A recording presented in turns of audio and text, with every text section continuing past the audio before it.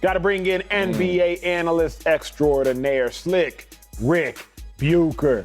Sal, what's your thoughts on KD's comments, unless you want us to tell the viewers about Slick and how he first showed up? Should we go to is that our show? Yeah, we have to. Yeah, we got to go. All right, we just got to go right to Slick Ric because off camera during a commercial, Slick didn't say hello, any pleasantries, no highs, nothing. He said, are we doing 2 laps? So you know what, Slick? Since you want to get to 2 laps, won't you start off the first lap, homeboy? What you got? Okay, I'm happy to do that. By the way, hello, gentlemen. How are we? Yeah, We're right. good? Okay. Yeah, right. Hey, how you doing?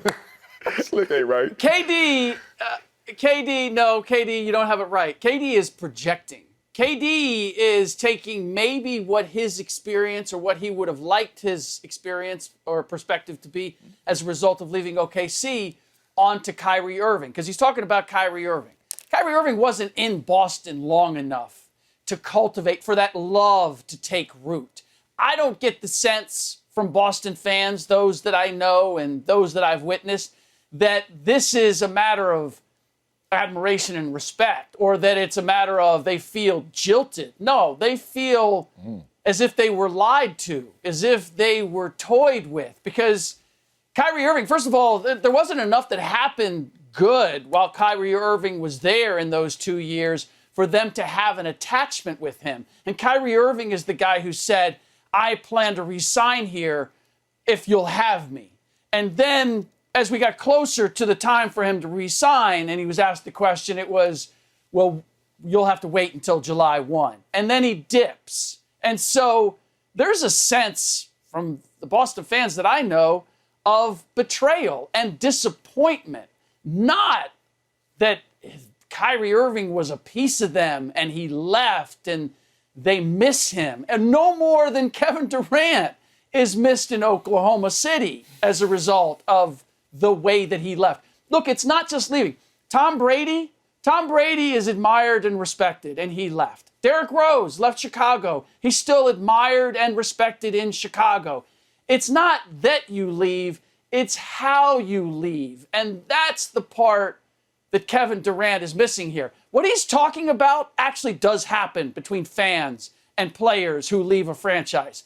But what he's describing is not what happened with Kyrie and the Boston fans. I disagree with you, Slick, but you got me thinking up here.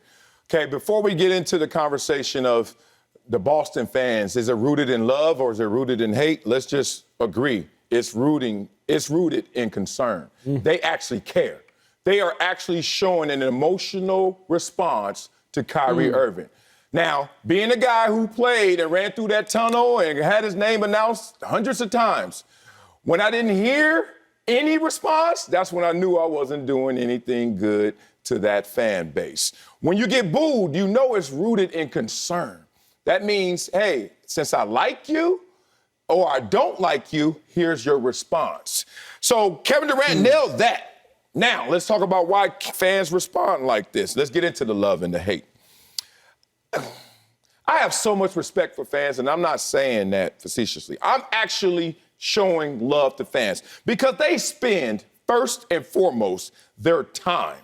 And that's more important than even their money, because you can get some money back. You ain't getting the time back. They spend their time and their money to be entertained by athletes. But one thing that I understand about the human dynamic and our memories in particular is that the thing that our memory is most dependent on is arousal. So when a fan goes to a game after spending all his time, all of his money to sit there to be entertained, they are aroused. And if they like you, guess what? It comes out in a joyous way. But when that same player crosses over the aisle or decides to be on the other team, all of that energy that they have for you, they still concerned. They still love you. But now we got to put it somewhere else. We have to boo you. We have to act like we hate you. I think Kevin Durant nailed it.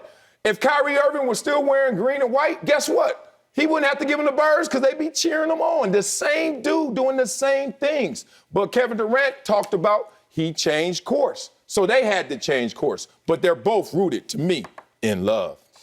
I disagree with you, Sel. Okay. I don't think it's rooted in love. I think it's rooted in obsession.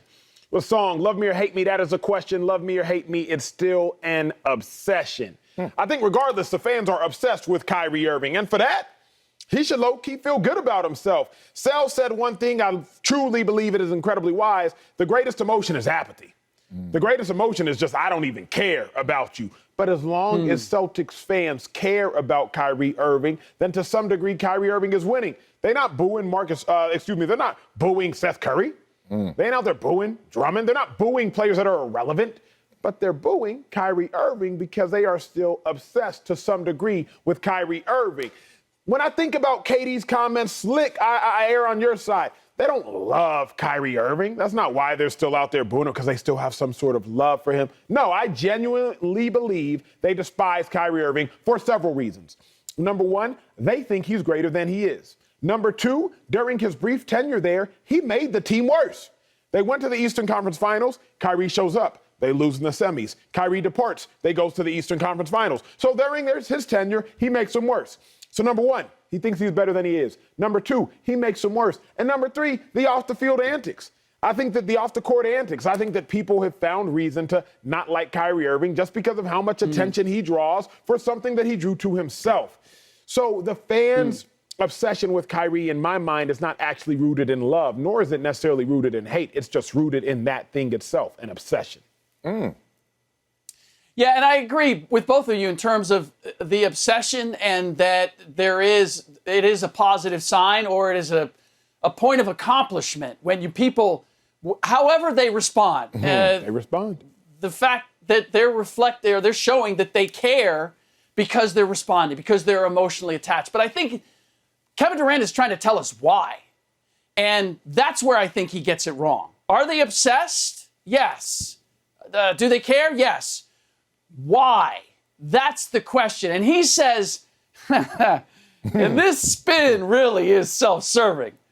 That's not hate. That's actually admiration and respect for us. The Oklahoma City fans, I have news for you, KD. They don't admire and respect the way you left Oklahoma City. Now, let's be clear on that. The Boston Celtics fans don't admire and respect that Kyrie dipped on them after saying that he planned to re-sign there if they would have him. So that's where it feels convenient for me, for KD to say, no, you know what? Because what's he saying is, we didn't do anything wrong. Like, we didn't do anything to them. What it looks like that they're mad at us, but really what it is that they miss us because we did so much for them, and they respect and admire who we are as players. And I'm like, that's not the feeling I get with the Celtics fans or with the Thunder fans. You're trying to spin this like you didn't do anything wrong, and that, like, I don't have a dog in the fight. I don't have an emotional attachment. So KD leaving for the Thunder to go to Golden State and win championships, I'm like, dude, do what's best for you. That worked out because you got what you wanted. You want to go to Brooklyn? Fine, go to Brooklyn. I don't care about that. Ooh. But fans do. And the way you leave matters, which is why I'll go back to guys like Tom Brady and Derrick Rose who do leave and they do change teams. And we do see fans who go, man, it hurts. They're heartbroken that player left. But they're not mad. They're not angry because there is a certain amount of respect for what that player accomplished for them. LeBron James and the Cleveland Cavaliers, after he left the second time, they're like, you know what? You brought us a championship. We're good. Go do your thing in L.A. Like, that's different. That's not the KD Kyrie experience, and that's what KD's trying to sell us on. Let me just get this out the way. Your heart can't be broken. It's a muscle. I love y'all. All right, let's talk about this. They love Kyrie in Boston. They love KD in OKC. You know why they love him? Because they would love to have him. They would love to have him right now if they could. Let me tell you this. Wait for this example.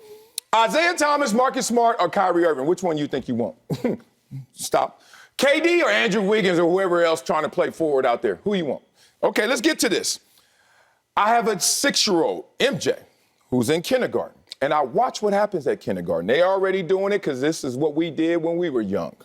You watch the kids play, and then you see one of the boys or one of the girls hit somebody, and they hit who they like. They hit who they think is cool. They hit who they want attention from. Mm-hmm. Now, when that kid gives them attention, they play. But the times when that kid that gets hit doesn't like you back, wants distance from you, wants to go away from you, all of a sudden the person who hit him is mad at him. Think about that. The fans, we want Kyrie. We got him for 2 years. We went to the conference finals, and then we went to conference semis. We want Kyrie. And then finally Kyrie say, I don't want you. And instead of just saying, oh, okay, what do? On the simplest of levels, what do we all do as big kids? You know what we do? We get mad at him. And that's what these fans are out there doing right now. They mad at Kyrie because they love him. They love to have him over some Marcus Smart. They love to have him over Isaiah Thomas in those days. And that's where the fans are. You want to retort? We got time. Not Marcus Smart. Real quick. I'll tell you right now. I will take Marcus Smart over Kyrie Irving. Because I know that Marcus Smart is in with me. Well, no, I think you sound real narcissistic on behalf of Kyrie Irving and on behalf of Kevin Durant. Reason being, it's as though everybody loves me all the time and I can do no evil. No, realistically, the Celtics don't want Kyrie Irving back. That's a lie from the deep pits of hell. Celtics wouldn't want him back. Why would he? He didn't translate into wins. Why would he? Marcus Smart is now Defensive Player of the Year. Why would he? Jason Tatum, a perennial All-Star. Why would they? Like, the Celtics would have no reason to want Kyrie Irving back. To come with that drama and come with the losing record, they are better off without Kyrie Irving. Yes, they were in the semis with Kyrie. They were in the Eastern Conference Finals without him. Losing compared to what they do without him, that is a losing record. First year, they did the same thing with him before. No, sir. Conference finals, and then semis. Conference finals, semis, yes, and then with Kyrie, semis. And then he dips in conference. And he was finals. out. That's my exactly. And he was out in the playoffs. Yes, and you're making my point. Come on, this is sports, y'all. Everybody wants the better player. Before today, Deebo Samuel probably didn't have a fan in San Francisco mad at him. Watch now. All of a sudden, somebody gonna say, who Deebo think he is? And then if he leaves, they gonna say, oh, boo to Deebo. Then if he wants to come back, guess what they would say? Come on back here, Deebo. We've seen it happen 1,000 times. Sports is based on who you are. Marcellus. No, but it depends on why. Why is Deebo leaving? Because they don't want to pay him. Mm-hmm. Like, if I'm a fan, I'm mad at the 49ers. No, find a way to keep that dude. You don't want to pay him? You don't want to pay him what he thinks he's worth? That adds to the equation. That wasn't the case with Kyrie.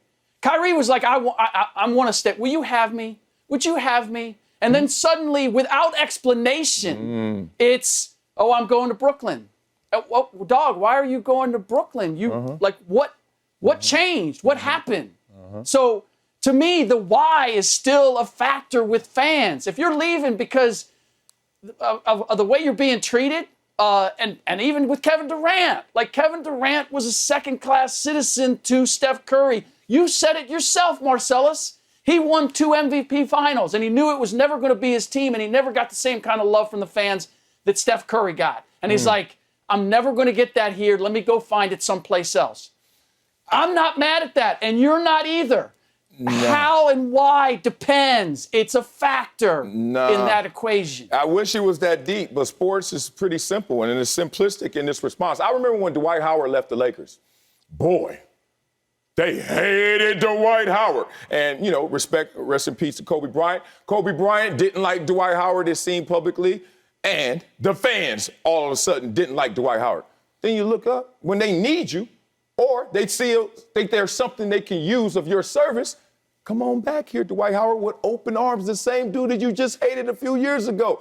And that's Dwight Howard. If Kyrie Irving or KD decide to say, you know what, I'm taking my talents to wherever I want to, OKC or back to Boston. Y'all trying to act like the Boston fans gonna be sitting with their arms closed? Man, stop.